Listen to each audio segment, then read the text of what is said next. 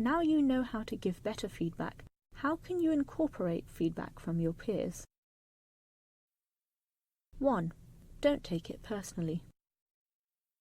Consider the views of others without getting upset or defensive.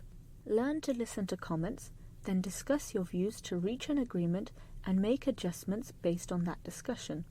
Remember, feedback should be a respectful and conscientious dialogue, not a one-way monologue. 2. Ask for recommendations, but don't expect others to write your paper.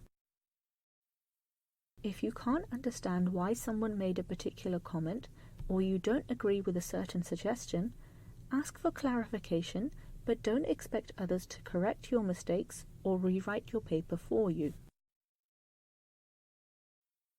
3. Be reflective and take action.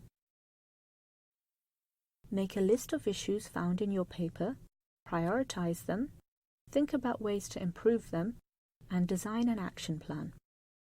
Your plan should include a specific goal, for example, improving the cohesion between paragraphs, some way to assess this goal, for example, a second feedback session, and a list of resources that can help you achieve this goal, for example, A-grade papers. Take some time to reflect on this process and repeat. 4. Be patient. Remember that writing is a process, and you can't expect your first, second, or even third draft to be perfect. Becoming better at anything takes time, which can be frustrating. But once you become comfortable with a little bit of failure, you will learn to appreciate fine-grained insights as well as compliments on your work. We hope you found this video useful.